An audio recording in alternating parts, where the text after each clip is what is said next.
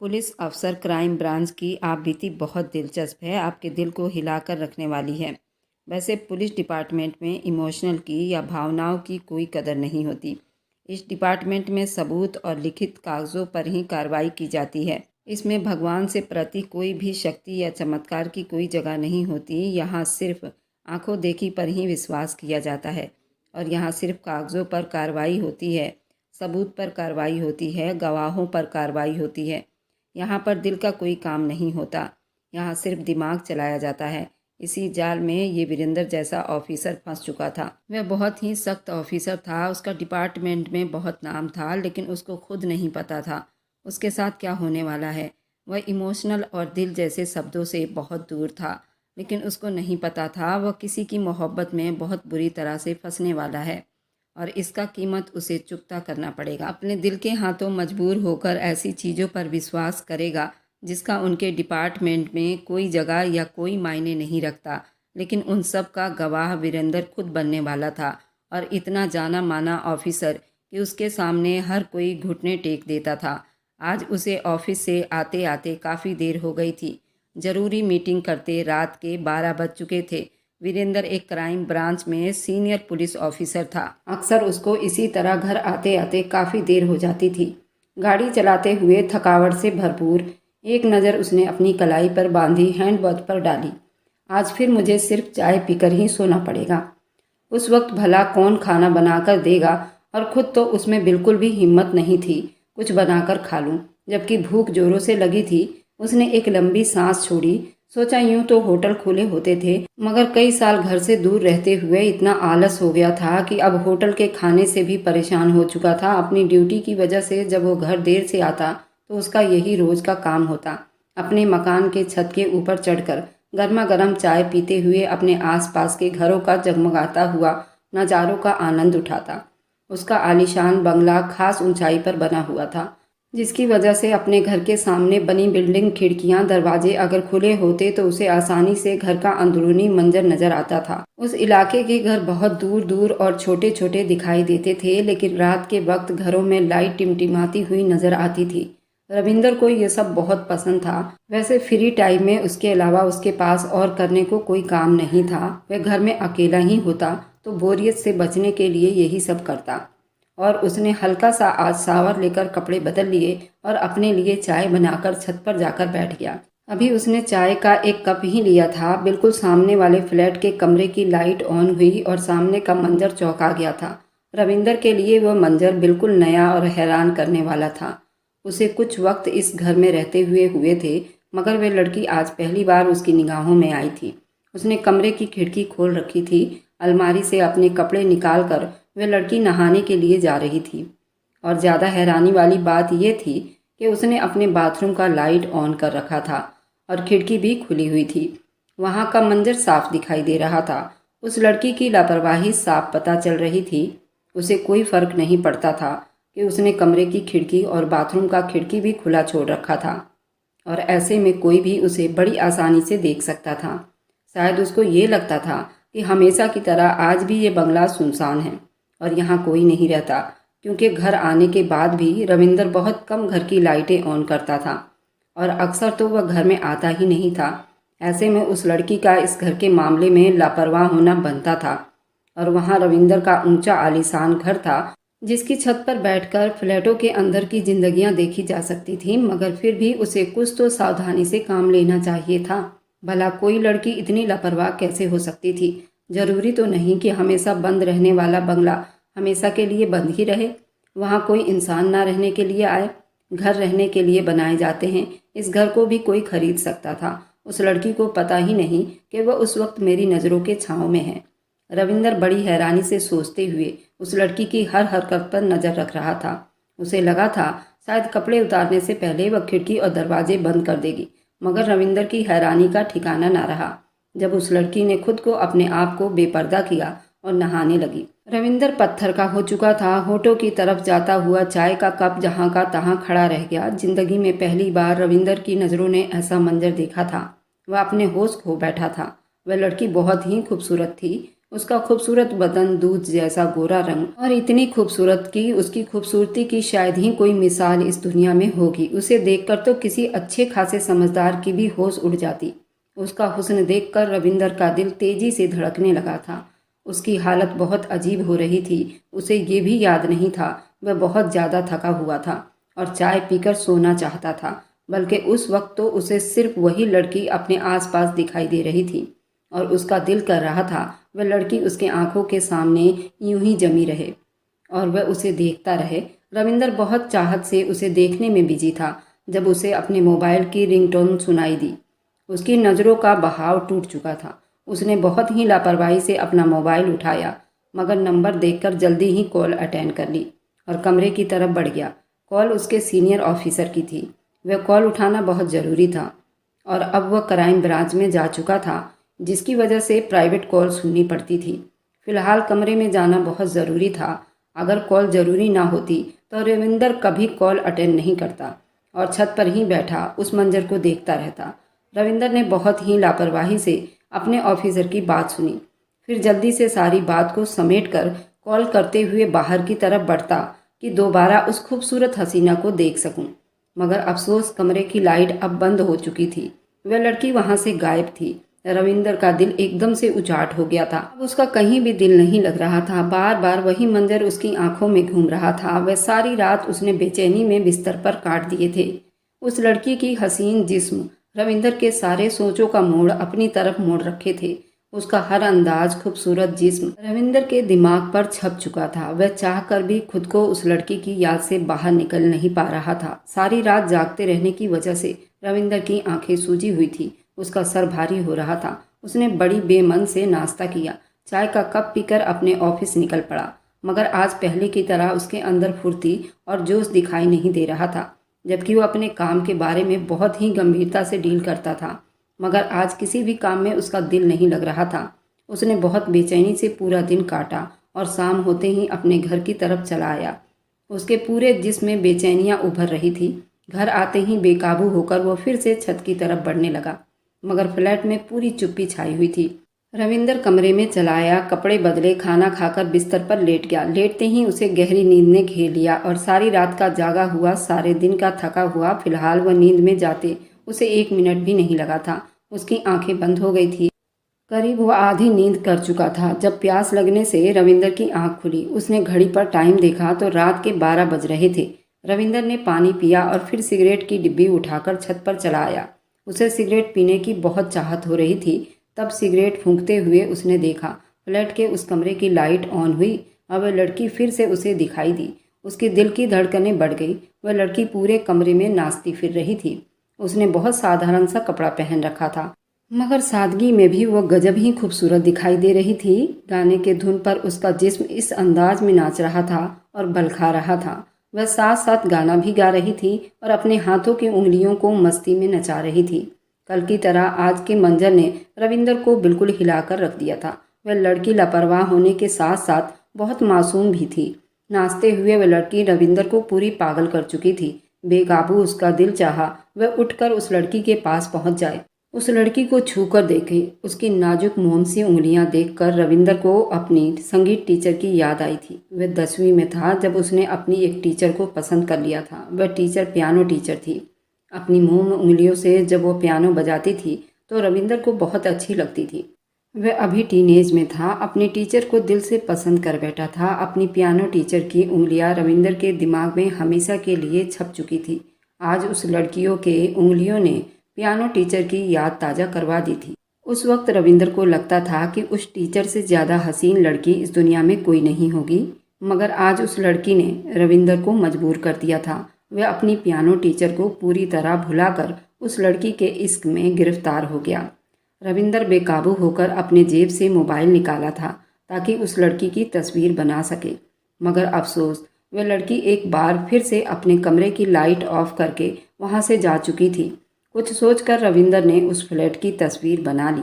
यूं तो उसकी याददाश्त बहुत तेज थी। अपने दिमाग और होशियारी की वजह से वह हर एक चीज़ को बारीकी से जानने की कोशिश करता था और आज होने वाला वह सारा मंजर को अपने दिमाग में सुरक्षित कैद कर चुका था। मगर उस लड़की को रविंदर खोना नहीं चाहता था। उसके दिल में ये आया कहीं ऐसा न हो उस लड़की को खो दे और उस लड़की से हमेशा के लिए हाथ धो बैठे। तस्वीर बनाने के बाद वह अपने कमरे में चला आया। आज फिर से उसकी रात आंखों में कटने वाली थी। अब और ज़्यादा उसे आंख मिचौली का हिस्सा नहीं बनना चाहता था। रविंदर शुरू से ही बहुत जज्बाती और पल भर में फैसला करने वाला इंसान था और दिल के मामलों में तो कभी भी सोचने और समझने में वक्त खराब करना अच्छा नहीं समझता था। उस वक्त भी एक पलों में उस लड़की को अपना बनाने का फैसला कर चुका था।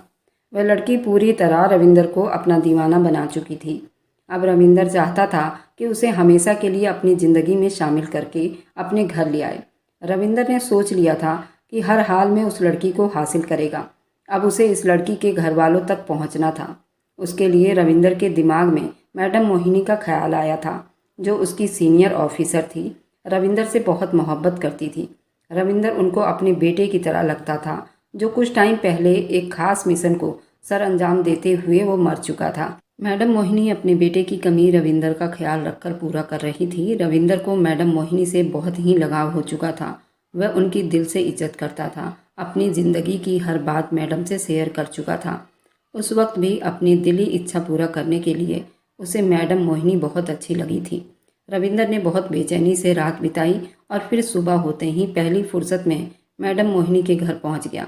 उसे इतने सुबह अपने घर में देखकर मैडम मोहिनी पहले तो बहुत हैरान हुई, मगर फिर खुश होकर वह उससे घर आने की वजह पूछने लगी। आज कैसे इतनी सुबह सुबह मेरे बेटे ने मेरे घर की राह देख ली? खैर सब ठीक है ना? जरूर तुम्हें मुझे कोई ज़रूरी काम आन पड़ी होगी, वरना इस तरह तुम मेरे घर कभी नहीं आते। उसे घर के अंदर ले जाते हुए मैडम मोहिनी ने उससे बात की तो रविंदर हंस पड़ा और बोला, बिल्कुल ठीक पहचाना आपने अपने बेटे को।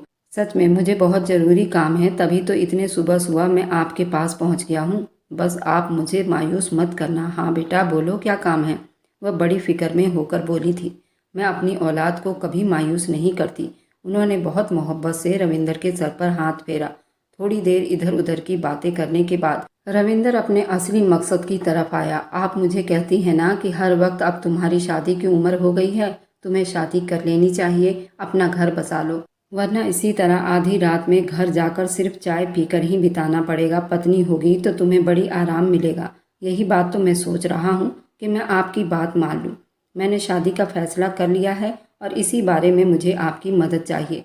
रविंदर की बात पर मैडम मोहिनी हैरान हुई और खुशी के मिले जुले असर के साथ बोली, ये तो बहुत ही अच्छी बात हुई और तुमने बहुत अच्छा फैसला किया है। भगवान की कृपा है, तुम्हें मेरी बात बहुत जल्दी समझ आ गई है। मगर मैं इस बारे में तुम्हारी मदद कैसे कर सकती हूँ? मुझे ये बात समझ नहीं आ रही। ज़रा खुलकर बात करो।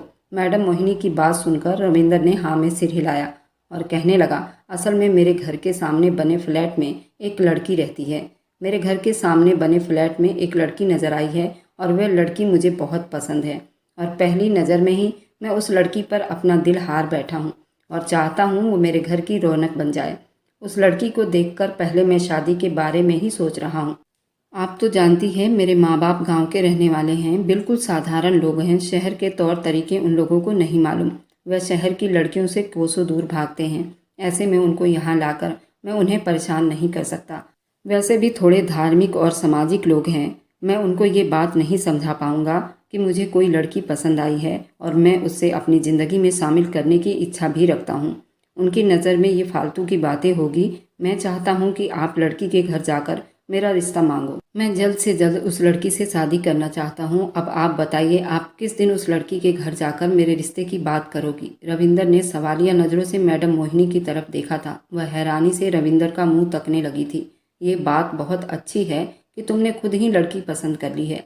आदमी अपनी पसंदीदा औरत के साथ बहुत ज़्यादा खुश रहता है, मगर तुम्हें जल्दी किस बात की है? और सिर्फ एक नज़र देख लेने से तुमने शादी का फैसला कर लिया? क्या पता वह लड़की तुम्हारे लिए अच्छी ना हो।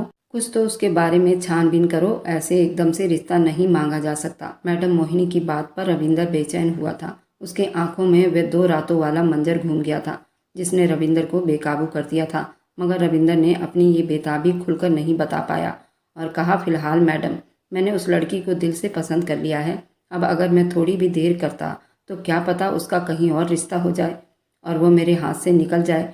आप तो मुझे अच्छी तरह से जानती हैं। मैं अपने तरीके से ज़िंदगी बिताना बहुत अच्छे से जानता हूँ। आप फिक्र मत करो।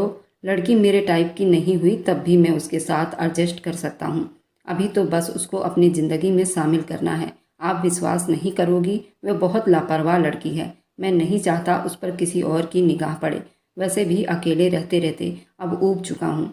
बस आप जल्दी से उसके घर जाकर मेरा रिश्ता मांगो और बात तय होते ही मैं अपने माँ बाप को गांव से बुलवा लूँगा। उसकी बेताबी पर मैडम मोहिनी को खूब हंसी आई थी। भाई अब तो मुझे भी शक हो रहा है, ज़रूर बहुत हसीन लड़की होगी जिसने रविंदर जैसे बंदे को इतना पागल कर दिया है। तुम कहो तो मैं अभी तुम्हारे साथ चलती हूँ, मगर तुम्हें थोड़ा समझदारी से काम लेना चाहिए। तुम पहले पता तो करो उस घर में और कितनी लड़कियाँ हैं। तुम्हें तो उस लड़की का नाम तक नहीं मालूम। ऐसा ना हो मैं उस घर में जाऊं और वहां किसी और लड़की से तुम्हारा रिश्ता करवा दूं, क्योंकि अगर मुझे नाम ही नहीं मालूम होगा तो मैं किसका नाम लूँगी और फिर तुम सारी ज़िंदगी हाथ मलते रह जाओगे।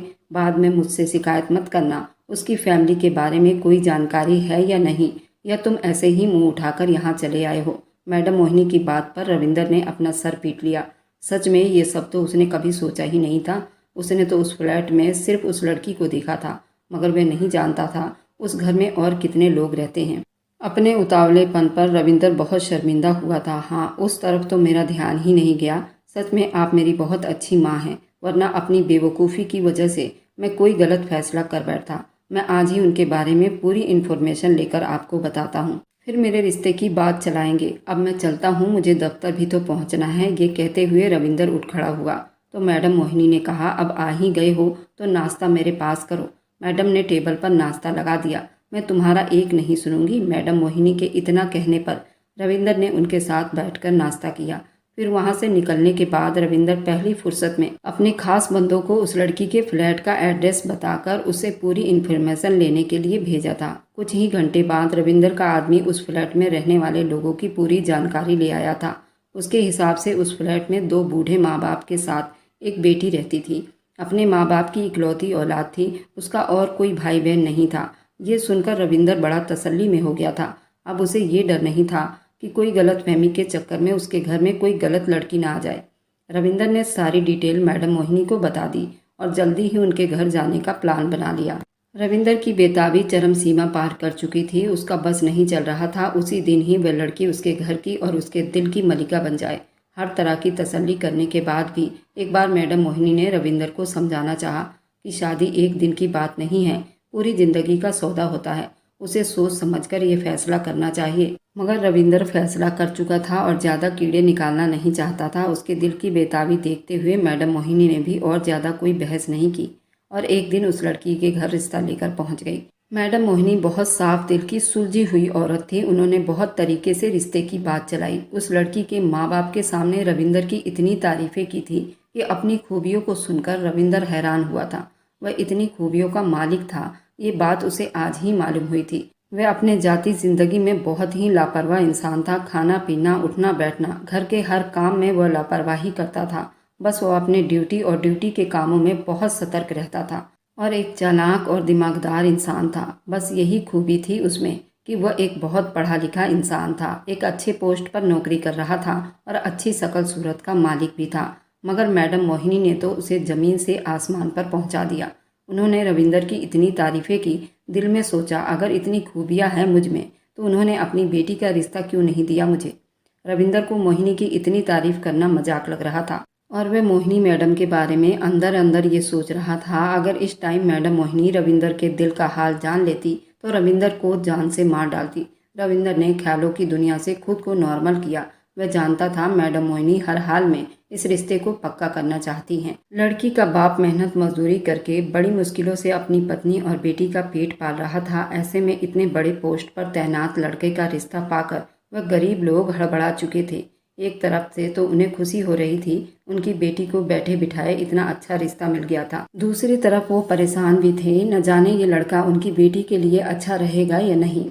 मैडम मोहिनी ने उनको हर तरह से तसल्ली दिलवाई थी। रविंदर के माँ बाप के बारे में सारा कुछ बताया और उन्होंने सोचने के लिए कुछ टाइम भी दी और वह वहाँ से आ गई। घर पहुँचते ही रविंदर ने बहुत बेताबी से पूछा था, आपको क्या लगता है वो लोग मुझे रिश्ता देंगे? वे लोग मना तो नहीं करेंगे ना? रविंदर के हर अंदाज से पता चल रहा था कि उस लड़की को पाने के लिए रविंदर कितना पागल हो रहा था। मैडम मोहिनी बहुत हैरान थी। वीरेंद्र जैसे लापरवाह और मनमौजी लड़के को किसी लड़की के लिए पहली बार इतना पागल होते देखा था। उनके लिए हैरानी की बात थी, वह भी उस लड़की को देखना चाहती थी, मगर रविंदर की मौजूदगी में लड़की के बाप ने अपनी बेटी को वहाँ बुलाना अच्छा नहीं समझा था। मैडम मोहिनी ने भी ज़्यादा मजबूर नहीं किया, वह समझ गई थी लड़की के माँ बाप झिझक का शिकार थे।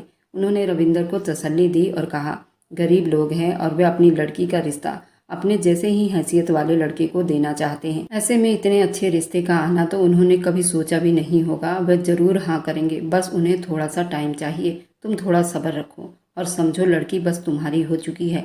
मैडम मोहिनी की बात पर रविंदर ने बेकाबू होकर भगवान से प्रार्थना की। ये बात सच साबित हो गई। 2 दिन के बाद लड़की के माँ बाप ने रविंदर के रिश्ते के लिए हामी भर ली थी। रिश्ता तय होते ही रविंदर खुशी से झूम उठा था। उसके पैर जमीन पर नहीं टिक रहे थे। पहली फुर्सत में उसने गांव से अपने माँ बाप को बुलवाया।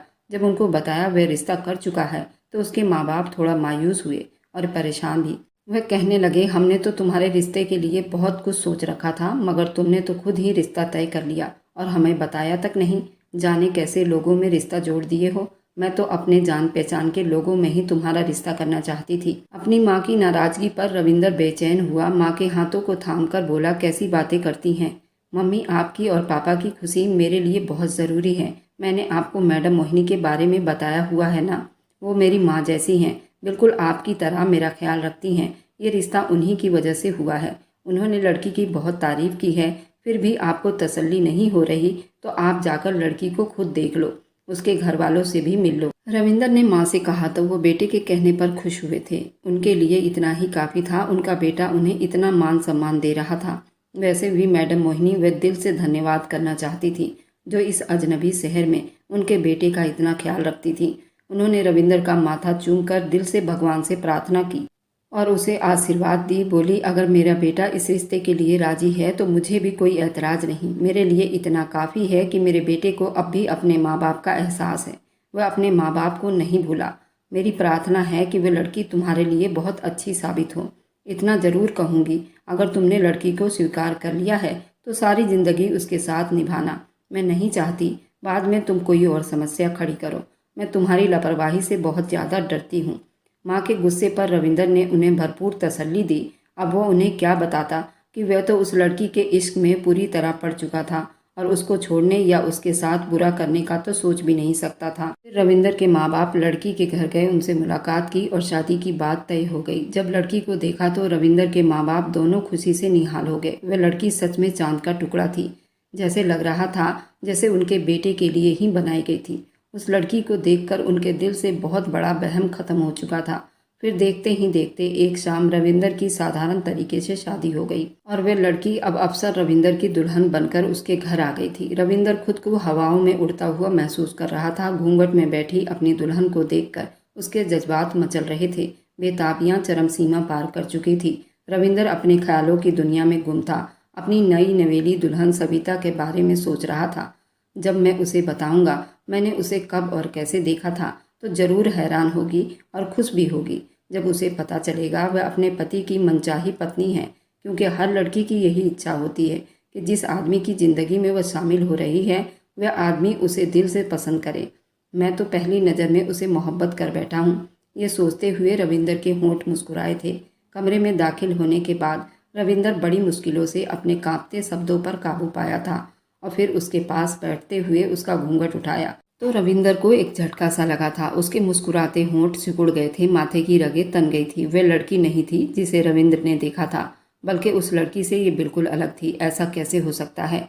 उस घर में तो एक ही लड़की रहती थी, फिर मुझे दूसरी लड़की कैसे मिल गई? अपनी नई नवेली दुल्हन सविता को गहरी नज़रों से देखते हुए रविंदर ने सोचा। उसका दिल अजीब से एहसास में घिर चुका था। उसके नज़रों से नर्वसपन खत्म नहीं हो रही थी, मगर रविंदर ने महसूस किया कि उसका दिल अंधेरों में डूब चुका था। उसको देखते रहने के बाद रविंदर ने अपने दिल से बुरे ख्याल को निकालते हुए सोचा, क्या पता दूर से देखने में मुझे कोई गलतफहमी हुई हो और मुझे उसके नैन नक्श समझ में न आए हों। क्या पता यही लड़की हो। और फिर उस खास आदमी ने भी तो बताया था कि इस घर में एक ही लड़की रहती है और कोई नहीं। तो मेरे साथ धोखा नहीं हुआ, मुझे कोई गलतफहमी हुई है। यही वो लड़की है जिसे मैंने पहली नज़र में पसंद कर बैठा हूँ। रविंदर ने सविता के हसीन रूप को अपनी नज़रों में समेटते हुए सोचा। मगर उसके साथ एक रात बिताकर रविंदर के शक की पुष्टि हो गई थी। ये लड़की सच में और थी, क्योंकि उस रात सविता से उसने कई सवाल पूछे थे। सविता, क्या तुम्हें डांस पसंद है? क्या तुमने कभी रात को नहाया? सविता ने ऐसे सवाल पर रविंदर को बड़ी आश्चर्य के साथ देखा था। उसने कहा कि मैं एक पूजा पाठ करने वाली लड़की हूँ और मैं रात को कभी नहीं नहाती। डांस तो मुझे बिल्कुल भी नहीं आता और ना ही मुझे नाचना आता है। लेकिन सविता भी बहुत खूबसूरत थी। उसकी मोटी मोटी आंखें और घने लंबे बाल और एकदम सुलझी हुई और समझदार लड़की। सविता बिल्कुल ही उस लड़की से अलग थी। सविता एक बहुत सुशील और शर्मीली लड़की थी। वह सर से पैर तक उस लड़की से बिल्कुल अलग थी। सविता भी कम गोरी नहीं थी, लेकिन जिस लड़की को रविंदर ने देखा था वह भी किसी अप्सरा से कम नहीं थी। रविंदर पहली रात के बाद बहुत मायूस हो गया था। अपनी मोहब्बत की नाकामी पर उसका दिल बुरी तरह से टूट गया था। वह तो समझ रहा था जिसे वह चाहा वो मिल गई, मगर किस्मत ने उसके साथ अजीब खेल खेल रहा था। सही कहती है मैडम मोहिनी, उसे इतनी जल्दीबाजी में काम नहीं लेना चाहिए था। कमी तो सविता में भी नहीं थी। वह बहुत हसीन और मासूम थी, मगर उस लड़की के रूप ने रविंदर को अपना दीवाना बना लिया था। ऐसे में सविता का साथ उसे बिल्कुल भी अच्छा नहीं लग रहा था। सविता पहले ही दिन उसे पसंद नहीं आई थी, लेकिन अपनी नापसंदगी वह सविता को किसी भी तरह नहीं बताना चाहता था। उसने अपनी माँ से वादा किया था इस रिश्ते को अपने दिल से निभाएगा, और अब अपने शब्दों में वो खुद फंस चुका था। रविंदर को समझ नहीं आ रही थी वो क्या करे। शादी से पहले वह जितना जज्बाती और जोश में था, अब उसके सारे सपनों पर पानी फिर चुका था। वह एकदम ठंडा पड़ गया था। वह बहुत बुरे दिल के साथ अपने माँ बाप और पत्नी के साथ गांव में चला गया था, जहां उसका रिसेप्शन बड़ी धूमधाम से मनाया गया था। वह अभी तक हैरान था। ये कन्फर्म हो चुकी थी इस घर में एक ही लड़की रहती थी, तो फिर वह लड़की कौन थी और उनके घर में क्या कर रही थी? ये बात रविंदर के समझ में नहीं आ रही थी। उसे लग रहा था कहीं ना कहीं कोई गड़बड़ जरूर है। रविंदर ने सोच लिया था वह हकीकत तक जरूर पहुंचेगा और कुछ भी हो जाए उस लड़की को हासिल करके रहेगा। गांव जाकर रविंदर के माँ बाप ने रविंदर और सविता की शादी का रिसेप्शन धूमधाम से किया था। सभी रिश्तेदार रविंदर की खूबसूरत पत्नी को देखकर जल भूनकर राख हो रहे थे। वह थी भी बहुत प्यारी। अपने स्वभाव और गुण से उसने कुछ ही दिनों में सब घर वालों के दिल में अपनी जगह बना ली थी। बस एक रविंदर था जो अभी तक उसे स्वीकार नहीं कर पाया था। मगर जब उसका गम कुछ कम हुआ तो सविता को देखकर वह सोचने लगा, इस सब में सविता की कोई गलती नहीं है। वह तो जानती भी नहीं कि मैं उस तक कैसे पहुंचा था। फिलहाल मैं सविता को कोई सज़ा नहीं दूंगा। ये भी मेरी पत्नी रहेगी, मगर उस लड़की को मैं हर हाल में हासिल करके रहूँगा। सविता को गांव में अपने माँ बाप के साथ रखूँगा। और रविंदर ये तय कर चुका था सविता क्या ख्याल रख रहा था, मगर अपनी बेताबी और दीवानगी अपनी पत्नी पर नहीं लुटा सका था। वह मंजर अभी तक उसकी आंखों में वैसे के वैसे ही था। ना चाहते हुए भी वह सविता के साथ कुछ ज़्यादा लगाव नहीं रख पाया था। ना ही उससे कोई बात करता था, सिर्फ उसके कहे गए बातों का ही जवाब देता था। मगर इस पर भी सविता खुश थी। उसने कभी रविंदर से शिकायत नहीं की थी, ना कि उसके व्यवहार पर उसे टोका था। वह दिल से रविंदर की सेवा करती थी। उसके व्यवहार पर रविंदर को हैरानी होती थी। अजीब लड़की थी। शादी के नए नए दिनों में भी पति का ऐसा रूखा व्यवहार देखकर वह उदास नहीं हुई थी, बल्कि ऐसे खिली खिली फिरा करती थी जैसे उसे कोई खजाना मिल गया हो। गांव में एक महीना बीत जाने के बाद जब रविंदर की छुट्टी खत्म हुई और वो वापस जाने की तैयारी करने लगा तो उसकी माँ ने कहा, रविंदर, अगर हो सके तो अपनी पत्नी को कुछ टाइम के लिए हमारे पास छोड़ दो। मैं अपनी बहू के साथ थोड़ा टाइम बिताना चाहती हूँ। ये सुनकर रविंदर खुशी से झूम उठा था। यही तो वो चाहता था और इसी फिक्र में परेशान भी हुए जा रहा था। किस तरह सविता को गांव में रोके और अकेला शहर जाए और उस लड़की तक पहुँचे जिसने उसकी रातों की नींद हराम कर रखी थी। उसने जल्दी अपनी माँ की बात मानी और सविता को वहीं छोड़कर शहर चला गया। वह पहली फुर्सत में ही उस लड़की तक पहुँचना चाहता था, मगर छुट्टियाँ ज़्यादा करने की वजह से उसका काम और ज़्यादा बढ़ गया था। फिलहाल आते ही वह अपने ज़रूरी काम में बिजी हो गया था और फिर उसे एक बहुत ज़रूरी मिशन पर जाना पड़ा था। उस मिशन में रविंदर पर हमला हुआ था और वह जख्मी होकर अस्पताल पहुंच गया। कई दिन अस्पताल में रहने के बाद जब रविंदर को डिस्चार्ज किया गया तो सीधा गांव पहुंचा था, क्योंकि उसके माँ बाप उसके लिए बहुत परेशान थे। वह अपने कुछ साथियों के सहारे जब घर में दाखिल हुआ तो उसके माँ बाप दरवाजे पर ही उसका इंतजार कर रहे थे। रविंदर को इस तरह आता देखकर तड़प कर उसकी तरफ बढ़े थे और रोते हुए अपने बेटे की बलाई लेने लगे। मैं ठीक हूँ मम्मी, प्लीज़ आप लोग मत रो। मुझे बहुत तकलीफ़ होती है आपको रोता देखकर। और पापा आप भी परेशान मत हो, मामूली सी ज़ख्म है, मैं जल्दी ठीक हो जाऊंगा। आप प्लीज़ मम्मी को समझाओ, ये तो मेरी जॉब है, इस तरह के ज़ख्म आना बहुत मामूली बात है। आप लोगों को तो हिम्मत करनी चाहिए। अगर आप लोग इस तरह टूट जाओगे तो फिर मेरा क्या होगा? मुझे परेशानी होगी, मैं ठीक से अपनी ड्यूटी भी नहीं कर पाऊंगा। रविंदर की बात सुनकर उसके माँ बाप ने अपने आंसू साफ किए। सच में अपने परेशानी में वह डूबे बेटे को भी परेशान कर रहे थे। अपने बेटे को सहारा देकर अंदर लाए। सविता उसके पास आई और बहुत बेताबी से उसका हाथ थामकर भीगी आंखों से पूछने लगी, रविंदर आप ठीक तो है ना? आपको ज़्यादा चोट तो नहीं आई? मुझे आपकी बहुत फिक्र हो रही थी। प्लीज़ आप अपना ख्याल रखा करो। मैं तुम बिन अधूरी हूँ। मैं आपको तकलीफ़ में नहीं देख सकती। मैं आपके लिए सूप बनाकर लाती हूँ, आप पियेंगे तो आपको बहुत अच्छा महसूस होगा। आपको दर्द हो रहा है ना? सविता ने एक ही सांस में कई सवाल कर लिए थे, जबकि उसकी बेताबी पर रविंदर थम सा गया था। उसकी परेशानी, आंखों की नमी रविंदर के दिल को अनोखे से एहसास दे रहे थे। वह उसकी पत्नी थी, उसकी फिक्र में घुले जा रही थी। और एक वो था कि ड्यूटी के बीच में भी उस अनजान लड़की को सोचता रहा। एक बार भी अपनी पत्नी के बारे में सोचने की हिम्मत तक नहीं की थी। माना वह अपनी मोहब्बत को नहीं भुला सका था, मगर ऐसा भी क्या था वह नामालूम मोहब्बत के जाल में फंसकर असली मोहब्बत को भुला दे। उसी पल रविंदर को खुद पर न जाने क्यों बहुत गुस्सा आया था। अपनी पत्नी बहुत प्यारी और दिल के करीब महसूस हुई थी। उसने मुस्कुराते हुए सविता के हाथ पर अपना हाथ रखकर बोला, मैं बिल्कुल ठीक हूँ, और जिस तरह तुम मेरी फिक्र कर रही हो तो मैं 2 दिन में ही भला चंगा हो जाऊँगा। भला तुम्हारे होते हुए मुझे कहाँ तकलीफ़ हो सकती है? रविंदर ने मोहब्बत और नरमी से कहा। अपने शब्दों पर वह खुद भी हैरान हुआ था। वह सविता को स्वीकार करने लगा था। उस एहसास ने सविता के आसपास घेरा डाल दिया था। उसकी तसल्ली पर सविता भीगी आंखों से मुस्कुरा रही थी। उसके बाद रविंदर जितने दिन वहां पर रहा था, सविता ने उसके दिल से सेवा की थी। वह दिन रात साये की तरह रविंदर के आसपास मंडराती रहती थी। तब पहली बार हर सोच, हर इच्छा को छोड़कर थोड़ी देर के लिए भुलाना चाहता था और रविंदर सविता को जानना चाहता था। उसे महसूस हुआ उसकी पत्नी उसके दिल में अपनी जगह बना चुकी थी। वह उसे अच्छी लगने लगी थी। सविता के व्यवहार पर रविंदर हैरान था। उसने तो सविता को इतनी मोहब्बत नहीं दी थी, फिर वो इतनी बेताब दिख रही थी। यही बात एक दिन उसने सविता से कह भी दी, जब उसके पास बैठी थी, उसका बाजू दबा रही थी। मेरे ऐसे रूखे व्यवहार पर भी उसने कभी रविंदर से शिकायत नहीं की। सविता, तुम तो मेरी ऐसी फिक्र कर रही हो जैसे मैंने तुम्हें बहुत प्यार दिया हो। क्या तुम सच में इतनी अच्छी हो या मेरे सामने इतना अच्छा बनने की कोशिश करती हो? इस अचानक पूछे गए सवाल पर सविता ने पहले तो चौंक कर मुस्कुराकर बोली, ऐसी बात नहीं है। शुरू शुरू में परेशान हुई थी, मगर फिर मैंने जाना कि आपका शायद नेचर ही ऐसा है।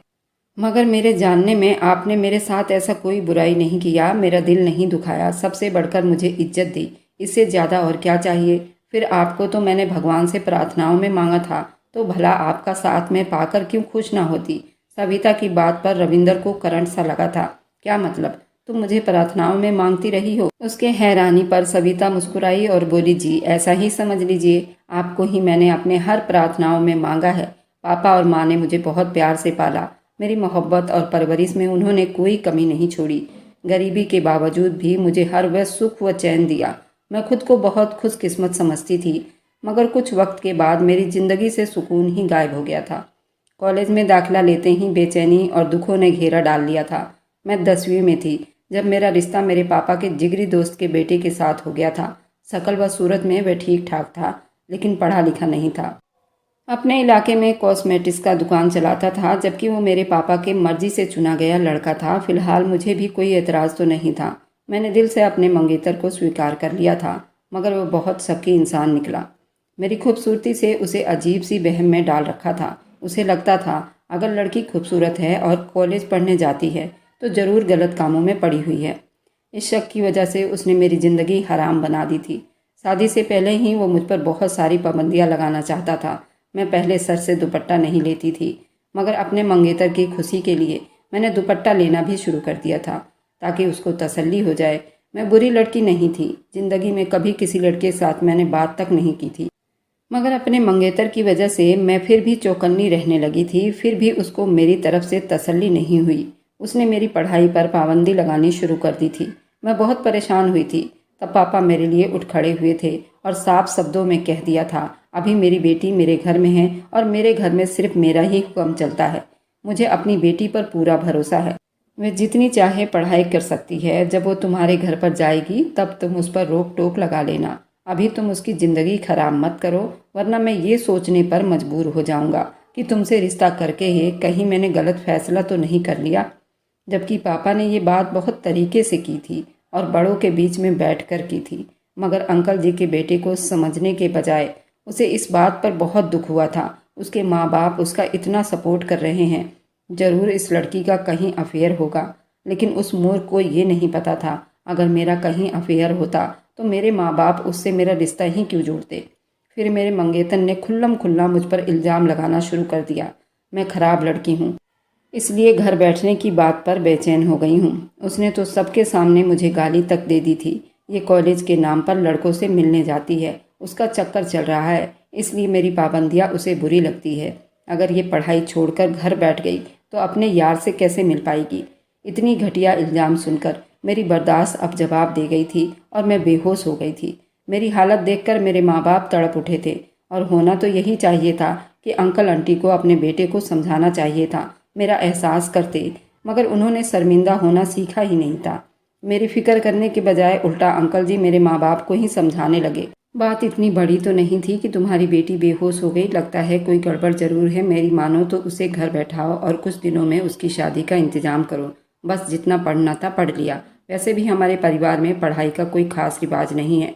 मैं अपने दोस्त को अच्छी तरह से जानता हूँ। अगर तुम्हारी बेटी में कोई बुराई हुई भी तो मैं उस पर पर्दा डाल दूंगा। अपने बेटे को भी समझा दूंगा कि उसकी गलतियों पर उसे परेशान ना करे और उसके साथ खुश रहे।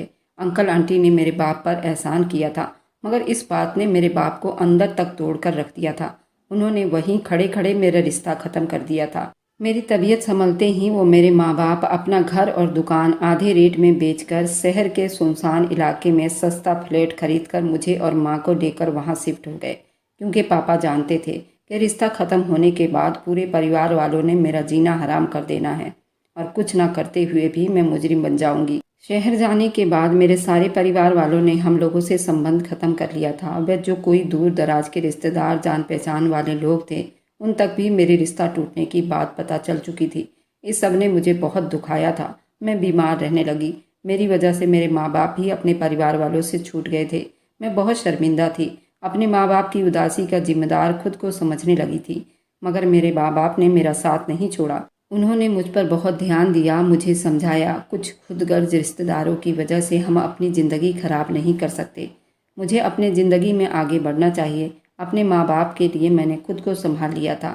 अपनी पढ़ाई भी शुरू कर दी थी, मगर अपने माँ बाप की परेशानी को समझ रही थी। मेरे रिश्ते को लेकर वे दोनों बहुत परेशान रहा करते थे। उनको डर था कोई भी मेरा हाथ थामने को तैयार नहीं होगा।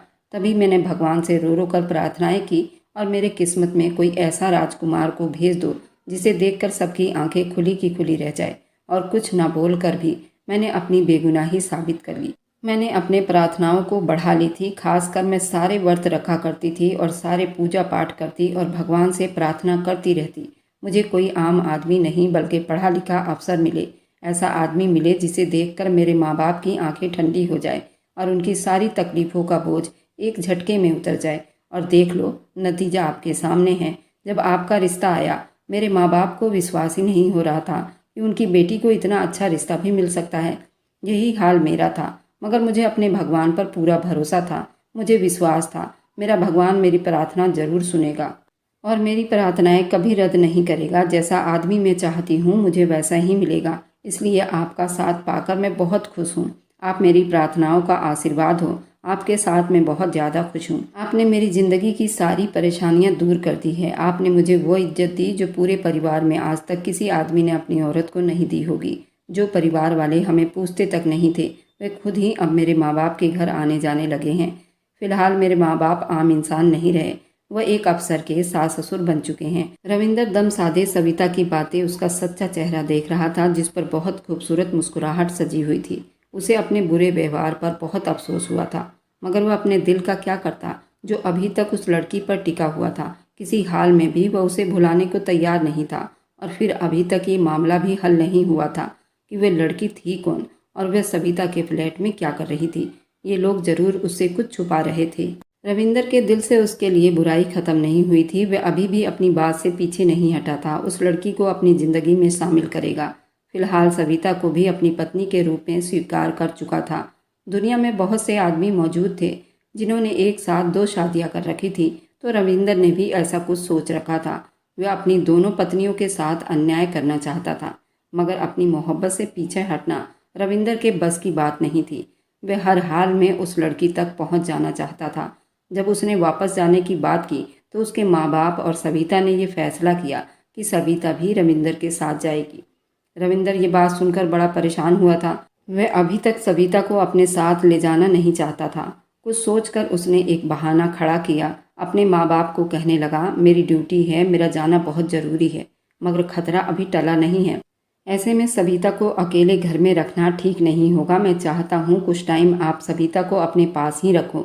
जैसे ही समस्याएं संभल जाएगी मैं उसे अपने साथ ले जाऊंगा, मगर अभी मुमकिन नहीं। रविंदर की बात पर उसके माँ बाप बेचैन तो हुए थे, मगर उसकी बात समझ रहे थे। फिलहाल उसे तसल्ली हुई। उसके माँ बाप ने अपनी बहू को समझाकर अपने पास रोक लिया। शहर पहुंचकर उसने पहली फुर्सत में उस लड़की के बारे में जानने की ठान ली। उसने साथ ही उस फ्लैट के ऑनर से बात की। उसने एक टीम बनाई जो कि उस फ्लैट की हर बारीक जानकारी उसे दे सके। उसने कहा, सर आप बिल्कुल फिक्र मत करो, बल्कि ऐसा करना, अगर वह लड़की आपको दोबारा दिखे तो उसी वक्त मुझे बता देना। मैं पुलिस वाला बनकर जाऊंगा, उनके घर की तलाशी लूंगा। फिर हम उस लड़की को बरामद कर लेंगे और हकीकत सामने आ जाएगी। ये इतनी बड़ी बात नहीं है। रविंदर को यह आइडिया बहुत ही पसंद आया था। वह रोज़ घर आने के बाद छत पर जाता ताकि उस लड़की को देख सके, मगर इतने दिन बीत जाने के बाद भी वह लड़की नज़र नहीं आई थी। रविंदर अब उसको अपना बहम समझकर भुलाने ही वाला था। तभी एक शाम कमरे की खिड़की खोलते ही रविंदर ने देखा उस फ्लैट के कमरे की लाइट जली हुई है। रविंदर तेजी से छत पर पहुंचा और देखा वही लड़की वहां मौजूद थी। उसने लाल रंग का सूट पहन रखा था और खूब सजी हुई थी। पूरे कमरे में डांस करती फिर रही थी। वह आज पहले से भी ज़्यादा खूबसूरत लग रही थी। फिर उसने अचानक से खिड़की में आकर रविंदर की तरफ देखा और मुस्कुराई। रविंदर ने जल्दी अपने साथी को कॉल की जो पास ही मौजूद था और चौंका था। रविंदर के कॉल मिलाते ही वह जल्दी ही कुछ आदमियों के साथ पुलिस वाला बनकर उस फ्लैट में जा पहुंचा। उसने रविंदर के सास ससुर से कहा, कुछ मुजरिम आपके फ्लैट में घुस आए हैं और इस बिल्डिंग में छुपे हुए हैं। इस बारे में हमें आपके फ्लैट की तलाशी लेनी है। गरीब लोग थे, पुलिस वालों को देखकर घबरा गए और बिना कोई सवाल जवाब किए जल्दी से एक साइड को हो गए। रास्ता मिलते ही रविंदर के बंदे फ्लैट में घुस गए। पूरे फ्लैट के तलाशी ले गई, मगर उन्हें वहां कोई लड़की नजर नहीं आई, जबकि रविंदर अभी तक उस लड़की को देख रहा था। फिर देखते ही देखते कमरे की लाइट ऑफ हुई और वह लड़की अंधेरे में कहीं गुम हो गई। उस वक्त रविंदर के आदमी भी रविंदर के पास पहुंच चुके थे और बोले, सर आपको कोई गलतफहमी हुई है। उस फ्लैट में कोई लड़की नहीं थी। हमने पूरे फ्लैट की तलाशी ली है, आसपास के लोगों से भी पूछताछ की है। सबका यही कहना है इस फ्लैट में 2 बूढ़े माँ बाप रहते हैं और उनकी एक बेटी है जिसकी कुछ टाइम पहले ही शादी हुई है। ये सुनकर रविंदर चकरा सा गया था। वह बच्चा नहीं था और ना ही वह कोई दिमागी मरीज था। उस लड़की को अपने दिमाग में बसाकर पागल हो रहा था। उसने बहुत बार उस लड़की को देखा था। आज भी अपने होश हवास में उसने उस लड़की को देखा। वह लड़की तो उसकी तरफ देखकर मुस्कुराई भी थी। तो क्या इतना कुछ उसकी नज़रों का धोखा हो सकता था? ये नामुमकिन बात थी, मगर वह अपने साथियों की बात को भी नहीं झुठला सकता था। उन्होंने पूरे फ्लैट की तलाशी ली थी, वह लड़की नहीं मिली थी, जबकि रविंदर उस लड़की को अपनी आंखों से देख चुका था। वह अपना सर पकड़कर बैठ गया। कुछ समझ नहीं आ रहा था आखिर वह कौन थी, और उसको खुद ही अपनी दिमागी हालत पर शक होने लगा था। शायद वह पागल हो चुका था, मगर नहीं, अगर वह पागल होता तो इतने बड़े पोस्ट पर बैठा ना होता। वह बहुत ज़्यादा सोच विचार करने के बाद भी जब रविंदर को कोई रास्ता समझ नहीं आया तो वह कुछ सोच विचार करने के बाद उस बिल्डिंग के ओनर से बातचीत की और पूछा उस फ्लैट में सविता के माँ बाप से पहले रहने वाले कौन लोग थे। उस ओनर ने जल्दी रविंदर की मदद की और एक फैमिली तक पहुंचाया जो सबसे पहले ये फ्लैट लेकर शिफ्ट हुए थे और अभी तक वहीं थे।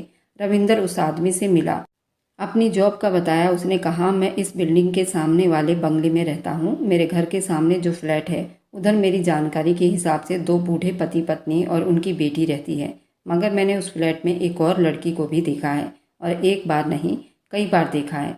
यहाँ जितने भी पुराने फ्लैट में रहने वाले लोग हैं, हर कोई उस लड़की के बारे में कहता है। इस बात ने मुझे और परेशान कर दिया।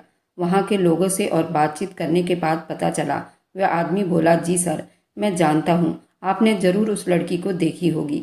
वह लड़की हर किसी को नहीं दिखाई देती, मगर आपको नज़र आई है। ज़रूर वह चाहती है कि आप उसके असलियत तक पहुँचे। असल में वह लड़की मर चुकी है और नज़र आने वाली उसकी आत्मा है, जो उस फ्लैट में भटकती फिरती है।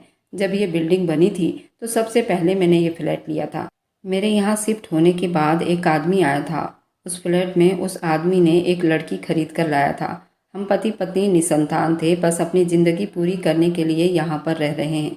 मेरी पत्नी बहुत बातूनी थी। जब उसने देखा कि उस बिल्डिंग में एक लड़की भी रहने के लिए आ चुकी है, तो उस लड़की से मिलने जा पहुंची थी। तब हमें मालूम हुआ था कि उस आदमी ने उस लड़की से शादी की थी, मगर उसे अपने घर नहीं ले गया था, क्योंकि वह आदमी राजघराने से था। उनका परिवार ठाकुरों से संबंध रखता था।